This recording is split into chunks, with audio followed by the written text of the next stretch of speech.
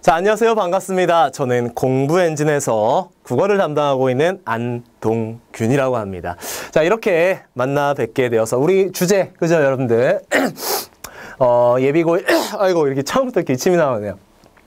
예비고1, 예비고2, 자, 겨울방학 학습법, 그죠? 내신과 수능을 아우르는, 자, 고전문화 학습법이라는 주제로 여러분하고 같이 고민을 나누어 보도록 하겠습니다. 어떻게 공부를 해 나가야 될지 제가 이제 알려드리도록 하겠습니다. 정말 여러분들이 다행인 건 여러분들, 고3, 그리고 재수생들에게는 시간이 부족합니다. 고1과 고2 때 할 수 있는 일들이 있어요. 그리고 그것을 지금 해놓아야 고3 때 다른 공부를 할 수가 있습니다. 여러분들, 제가 오늘 약 15분에서 20분 정도 여러분들에게 이야기를 할 텐데 다른 거 하지 마시고, 자, 이 시간 동안에 집중해 주신다면 이 고전문학, 우리 문학 5개의 장르가 있거든요. 우리 수능에 나오는 문학 5개의 장르, 문학 5개 파트가 있죠. 예를 들면 시문학 파트가 있고 소설문학 파트, 그리고 고전 시가 파트, 고전 소설 파트, 뭐 희곡, 극문학, 극수필문학 파트, 이렇게 5개 파트가 있는데 그 중에 2파트인 고전시가와 고전소설에 대해서 어떻게 공부를 해 나가야 될지에 대한 기본적인 어떤 이해를 할 수 있다라는 거 여러분들 집중해 주시고 한번 따라와 주시기 바라겠습니다. 한번 들어가 볼게요. 여러분들 가볍게 보시면 돼요. 가볍게. 그러니까 이제 다른 건 하지 말고 15분 정도만 투자하시되 가볍게, 그죠 여러분들? 자, 최초 1번 들어가 보도록 할게요. 자, 이제 고전을 어려워하는 이유, 여러분들 이제 특히 고등학교 1학년 학생들, 이제 2학년만 돼도 이제 그런 말은 많이 안 하는데 고전을 굉장히 어려워하는 애들이 많습니다. 심지어 1학년, 2학년 때 공부 안 한 학생들은 고3 학생들도, 재수생 학생들도 나는 고전이 어려워요, 이런 얘기를 해. 근데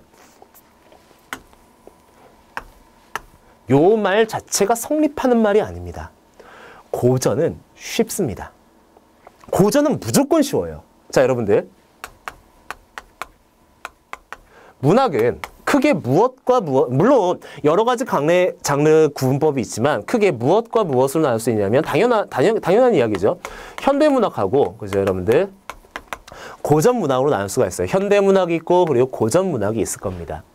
그런데 현대문학과 고전문학 결국은 유사한데 여러분들, 고전문학을 어려워하는 이유는 무엇 때문이냐면 문학을 옛날 말로 써서 그래. 옛날 말로. 한문이 많이 사용되고요. 지금 우리 현대 국어가 아니라 옛날 중세시대, 옛날 때 사용되었던 그 표기법에 따른 문학이기 때문에 고전문학을 어려워하는 거야. 자, 너희가 고전문학을 어려워하는 이유 뭐라고? 글자가 어려워서 그래. 무엇이 안 돼서라고 여러분들? 해석이 안 되니까 어려워하는 겁니다. 자, 글자는 어려워요. 그렇다면 우리 한번 이렇게 생각해봐. 형평성을 한번 부여한다고 생각합니다. 형평성. 현대문학은 현대 국어로 쓰여 있겠죠. 고전문학은 옛날 말로 쓰여져 있어서 어렵습니다. 자, 그렇다면 내용은 어떨까요? 문학 그 자체의 내용은 어떨까? 현대시가 주제가 더 심오할까? 고전시가가 주제가 더 심오할까? 당연한 이야기지만 주제를 파악하는 것, 똑같이 현대 국어로 쓰여져 있다고 가정한다면 훨씬 더 주제는 더 현대 국어가 어렵습니다. 더 다양하고요. 더 심오하고요. 훨씬 더 내용이 어려운 건 현대 국어야. 다만 고전이 어려운 이유는 무엇 때문이야? 글자가 해석이 안 되기 때문에 고전문학이 어려운 겁니다. 선생님 너무 당연한 이야기 하는 거 아니에요? 자, 여러분들, 다시 한번 정리할게요. 고전을 어려워하는 이유 무엇 때문에? 글자 때문에. 어떤 그 한자어라든지 아니면 옛 표기, 한자어라든지 옛 표기, 이런 것들을 사용하기 때문에 여러분들이 고전문학을 어려워하는 거지, 그 내용적인 측면, 주제적인 측면에서는 현대문학보다 훨씬 쉬운 게 맞다라는 겁니다. 이런 게 어려운 건 알겠어. 그렇다면 이런 것들을 이제 어떻게 공부해 나가야 될 것이냐? 쌤이 가장 기본적인 3가지 제안을 드리겠습니다. 첫 번째, 암기입니다. 두 번째 뭐? 해석입니다. 세 번째 뭐? 배경 지식입니다. 체크. 여러분들 그냥 가볍게 외우세요. 암기, 배경지식, 해석. 암기, 해석, 배경지식. 암기, 해석, 배경지식. 선생님 너무 당연한 얘기 하는 거 아니에요? 자, 이렇게 생각하시면 됩니다. 조금 이따 이야기할 건데, 자, 고전문학이라는 건 이래요. 예를 들면 자, A 작품이 있습니다.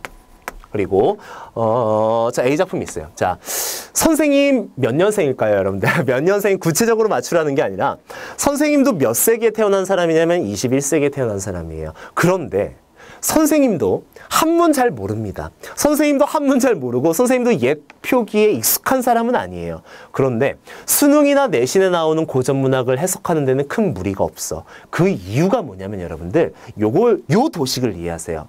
자, A 작품에 동그라미라는 단어가 나왔습니다. 그죠? 삼각형이라는 단어가 나왔어요. 그리고 네모라는 단어도 나왔다고 가정해 봅시다. 그런데 자, A 작품에 나왔던 동그라미, 삼각형, 네모라는 이 단어들, 이 표현들, 이러한 어떤 표현들, 이러한 어휘들, 이러한 단어들이 B 작품에도 등장하고요. C 작품에도 등장하고 D 작품에도 등장합니다. 자, 지금 이게 무슨 말인지 알겠어요? 그 어휘가 그 어휘야. 중요한 작품들, 여러분 관동벽을 이런 거 들어봤지? 상충곡 이런 거 들어봤습니까? 삼인곡, 송민곡 이런 거 들어봤습니까? 선생님도 솔직하게 말할게. 그런 정도의 작품들은 선생님이 거의 잘 알고 있어요. 그런 정도의 작품들을 공부해 놓으니까 처음 보는 어려운 작품도 해석하는데 크게 어렵지 않다는 거야. 완벽하게 해석은 되지 않지만 적어도 그런 어떤 유명한 작품들에 나와 있는 단어들을 알다 보니까 다른 작품들의 그 단어들이 또 나오거든요, 여러분들. 자, 지금 이게 무슨 말인지 알겠어? 한 작품, 유명한 작품들, 이미 많이 알려져 있는 작품들을 꼼꼼히 공부한다. 선생님, 관동벽을 이거 나올 가능성 별로 높지도 않은데 관동벽을 왜 공부해요? 선생님, 송민곡 작년에 나왔잖아요. 작년 2014 수능에 상충곡이, 자 봐봐, 2014 수능에 상충곡이 나왔거든. 근데 선생님은 2015 수능 가르친 학생들에게도 상충곡을 가르칩니다. 왜 그럴까요? 상충곡은 안 나와. 왜? 작년에 나온 작품을 또 내기에는 수능 평가하는 입장에서도 부담입니다. 그런데 이 작품을 공부하는 이유는 상충곡이 나온다는 게 아니라 상충곡에 실려있는 단어들, 그 단어들을 활용할 수 있는 고전 문학이 나온다는 이야기야. 무슨 말인지 알겠어? 이 작품이 다른 데 또 나온다. 그렇기 때문에 적어도 A 작품을 공부하는 데 있어서는 여기에 나오는 단어들의 뜻을 암기해 줘야 돼. 해석을 완벽하게 할 수 있어야 됩니다. 이러다 보면 무엇과 무엇이 동시되냐면 여러분들 내신과 수능이 동시 커버가 되는 거예요. 요즘엔 내신 문제가 아주 이렇게 단순하게 나오지 않아요. 내신 문제도 여러분들 굉장히 어려운 내신들, 수능보다 더 내신이 어려운 학교들이 어마어마하게 많아. 단순히 쉽게 나오는 게 아니야. 시험 범위 안에서만 딱 그 부분만 이해한다? 그렇게 하는 게 아니라 평소 수능식으로 나오는 내신 문제가 그런 학교가 워낙 많기 때문에 여러분들 어떤 작품을 공부하더라도 새로운 작품, 처음 보는 작품을 해석해낼 수 있어야 돼. 자, 처음 보는 작품을 해석할 수 있는 힘은 뭐다? 주요한 작품들을 공부해 놓은 그 단어로서 여기에 새롭게 적용시키는 것 뿐입니다. 무슨 말인지 알겠어요? 자, 그러니까 다시 한번 말합니다. 암기하고 해석하고 관련 배경 지식을 익히는 겁니다. 시조, 주제 뭐 있어? 뻔해. 시조 주제 뭐 있니? 임금께 충성이야. 사랑한 사람에 대한 그리움이야. 또 뭐 있을까? 자연사랑이야. 뭐 이런 거밖에 없는 거야. 또 시조라는 것은 예를 들면 3장 6구 45자 내외다. 또는 가사라는 것은 사안보 연속체이다. 고대 시간은 주로 이런 노동요, 집단요 이런 것들이 있다. 향가라는 것은 주로 불교를 다루고 있다. 예를 들면 고려가요는 이런 걸 갖고 있고 경기체가는 이러하다. 이렇게 각 장르에 대한 기본 배경식 플러스 해석이 병행된다면 웬만한 작품들은 다 이해할 수 있다는 게 선생님이 말하는 고전문학 학습의 기본 방향입니다. 알아둬요. 외워 그냥. 암기, 해석, 배경지식. 주요한 작품들은 꼼꼼하게 익혀놓으라는 거야. 자, 그러니까 일단 요걸 알아두신 다음에 문제는 이제 어떻게 나오는지 실전 문제를 한번 보면서 지금 말한 걸 구체적으로 한번 적용시켜 볼게요. 자, 지금 이게 2014 수능입니다. 작년, 그러니까 2013년 11월 7일, 그죠? 2013년 11월 7일 실시된 자, 수능 국어 A형 고전시가 파트 40번 문제였습니다. 굉장히 어려운 문제였어요. 자, 문제가 이런 식이었어요. 다와 보기를 비교하여 감상한 내용으로 적절하지 않은 것은 다 작품이 요 작품이고 보기는 요 작품입니다. 자, 다 작품 볼게요. 다, 지금 볼게요. 흥망이 유수하니 많을 때도 추초로다. 500년 왕업이 목적에 붙였으니. 자, 석양에 지나는 객이 눈물겨워 하노라. 자, 어떻습니까? 이게 단어를 모르면 안 돼. 근데 선생님 말할게요. 흥망이 유수하니. 뭔 뜻일까? 이거는 말이야. 요 작품만 나오는 게 아니라 굉장히 많은 다른 작품에도 나옵니다. 흥망. 뭐야? 흥하고 망함입니다. 흥하고 망함. 유수하니. 유수. 뭘까요? 운수가 정해져 있다는 뜻이에요. 여기서 뭘 끄집어내야 돼? 운명론적 태도. 뭐라고? 운명론적 태도라는 걸 끄집어내는 거야. 흥망이 유수하니. 그리고 흥망, 유수 이런 어휘가 이 작품에 나오는 게 아니라 다른 작품에 어마어마하게 많이 나온다고. 흥망이 흥하고 망하는 것이 운명이 정해졌으니 만월 때 고려의 궁터입니다. 고려의 궁터도 추초로다. 추초 뭐 가을의 풀이야. 선생님이 이 작품을 알아서 해석하는 게 아니라 다른 작품에 나왔던 그것들을 공부하다 보니까 자연스럽게 해석이 되는 거예요, 여러분들. 자, 흥하고 망하는 것이 운명적인 것이니 고려 궁터에 지금은 뭐밖에 없다는 거야? 풀밖에 없다는 거야. 즉 고려가 망한 것에 대한 무엇을 이야기하고 있는 거야? 슬픔을 이야기하고 있는 거다라고 바로 잡히는 겁니다. 어려운 시라 할지라도요. 500년 왕업이 목적에 붙였으니 목적 뭘까요? 나는 이거를 목적으로 해. 아니야. 목적 뭐니 여러분들? 피리, 목동의 피리 소리입니다. 500년 동안 이어져 왔던 그 고려 왕조가 목동의 피리 소리 속으로나 울려 퍼진다는 이야기입니다. 사라져버리고 목동의 피리, 그 고려를 그리워하는 노래 이런 피리 소리로만 울려 퍼진다는 이야기야. 없어져 버리고 뭘 이야기하는 거니? 허무함을 이야기하는 거죠. 석양은 모르는 사람 없겠지만 어쨌든 석양 뭡니까? 지는 해입니다. 자, 그런데 지는 해를 모르는 사람 없을까? 그런데 수많은 작품에서 석양이 어떻게 사용되는지 아세요? 지는 해, 지는 왕조, 지는 왕 그런 의미로 사용된다고. 무슨 말인지 알겠어? 석양에 지나는 객, 화자입니다. 눈물겨워 하노라. 자, 지금 선생님 동그라미 친 것들, 이 단어들 여러분들이 뭐 해줘야 된다는 거야? 여러분들이 기본적으로 이런 단어들은 고3 적어도 8월달, 9월달까지는 이런 단어들은 자연스럽게 읽혀야 돼. 알겠어? 어휘를 알면 해석이 되고 해석이 되면 고전문학은 무엇보다 훨씬 쉽다? 현대문학보다 훨씬 쉽다. 알아두시기 바라겠습니다. 그렇다면 이런 것들은 어떻게 공부하느냐? 여러분들에게 제안을 드립니다. 기본서를 사세요. 기본서. 우리 비상교육에서 나온 고전문학 기본서가 있을 겁니다. 고전문학 기본서를 하나 사신다라는 이야기는 자습서 같은 걸 사라는 이야기야. 문제집을 사라는 게 아니라 여러분들 자습서 같은 거. 이게 혼자서 공부할 수 있는 여러 작품들이 실려있는 해석도 있고 그런 것. 그런 것을 어떤 여러분들이 수능 공부를 해 나가는 과정에 이거 조금 이따 다시 이야기할 거야. 수능 공부를 해 나가는 과정에 예를 들면 상충곡이라는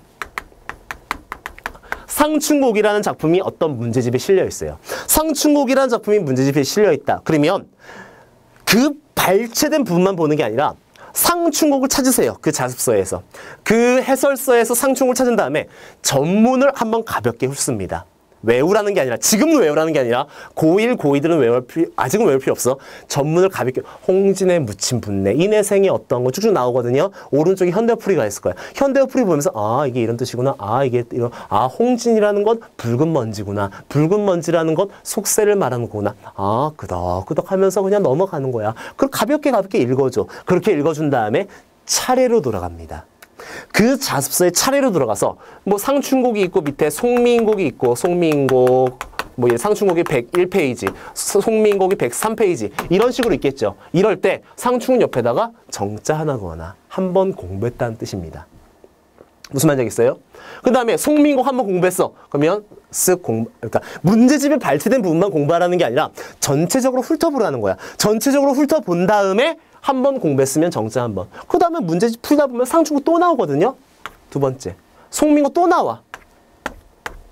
그러면 많이 이렇게 정자 표시가 되어 있는 것들은 중요한 작품이 되겠죠. 그런 것들은 여러분들 고2 예비 고3이 되었을 때 중요 작품으로 그때부터는 약간 암기하는 느낌으로 정리한 다음에 마지막에 고3 7월 8월 그때 그 자습서 그 해설서를 보면서 중요 작품들 고대가요 뭐 있습니까? 황조가, 공무도화가, 정읍사 또 뭐 있어? 뭐 있니? 구지가, 향가 뭐 있습니까? 제망매가, 서동요, 또 뭐 창기파랑가, 뭐 있니? 뭐 그런 것들 정리하고요. 고려가요 유명한 작품들, 뭐 동동이라든지 또 뭐 청산별곡이라든지 뭐 여러 가지 있을 거 아니야. 그거 정리해 주시고 시조 몇 가지 정리해 주시고 가사 몇 가지 정리. 이런 식으로 여러분들 적어도 그 작품이 나왔을 때 처음부터까지 암기를 해석할 수 있게끔 여러분들이 정리를. 그러면 모르는 작품이 나와도 해석이 되는 겁니다. 주제 자연스럽게 잡혀요. 그러면 고전문에서 틀릴 게 없다는 겁니다. 요거 이렇게 공부해 주시라는 이야기예요. 자, 그 다음에 바로 이게 그러니까 보기입니다. 수능 문제에서 보기인데 바와 보기를 비교하여 감상하네요. 이게 그러니까 이제 어떤 고려가 망한 것에 대한 슬픔을 노래하는 거고 이게 다고 보기는 선생님이 두 가지를 이게 보기 1번이고요. 이게 약간 딱 넘어가는 겁니다. 이게 보기 2입니다. 보기 1이고 이게 보기 2예요. 선생님이 이제 말하고 싶은 건 이겁니다. 이게 이제 작품 뭐냐면 상충곡이라는 작품이거든요. 전국인의 상충곡이라는 작품인데 이게 뭐 이걸 외우라는 이야기예요. 홍진의 무치분내 인해생이 어떠한 거 옛사람 풍리에 미칠까 못 미칠까. 자, 요거는 여러분들 A형입니다. 그리고 그냥 눈으로만 가볍게 확인했어요. 요건 바로 뭐냐면 B형입니다. A형과 B형 차이 한번 볼까요? 이게 A형이고 요게 B형입니다. 요 부분 보세요. 미친 부분 A형. 미칠까 못 미칠까라고 써있죠. 현대어입니다. 미찰까, 미찰까로 써있죠. 고어로 표기되어 있습니다. A형은 현대어로 표기되어 있고 B형은 고어로 표기되어 있어요. 여러분들이 국어 B형을 준비한다. 그러면 고어로 공부를 해나가야 되셔야 돼요. 고어, 미찰까 못 미찰까 이게 뭔 뜻이야? 이런 게 아니라 그것에 미칠 수 있을까 없을까 이런 것들을 이런 것들을 의미한다라는 걸 해석할 수 있을 정도로 고민을 해줘야 돼. 근데 그게 아니라 A형 학생들 같은 경우는 고어를 공부할 필요가 없어. 현대어 위주로 공부하십니다. 무슨 말인지 알겠죠? A형 학생들은 현대어 위주로, 그리고 B형 학생들은 고어 표기까지도 같이 공부해줘야 돼. B형 학생들은 약간 더 깊이 있게 공부해줘야겠지. 무슨 말인지 알겠죠? 이것도 똑같아. A형으로 한번 보겠습니다. A형을 보면은 홍진의 무친분내 인해생이 어떠한 거 옛사람 풍리에 미칠 수 있을까 못 미칠까. 천지간 남자 몸이 나만하니 많건 많은 살림에 묻혀있어 지락을 모를 것인가. 수간목을 벽계 앞에 두고 우를리에 풍월 주인이 되었으니 도와 행화는 석양에 피었으니 녹양방초는 가랑비 속에 푸르드다. 칼로 마름질했는가 붓으로 그려냈는가. 조화 신공이 물물마다 야단스럽다. 지금 선생님이 동그라미 막 쳐놨는데 여러분들 이런 동그라미 친 어휘들이 이 작품에 쓰이는 게 아니라 다른 작품에 또 쓰인다고.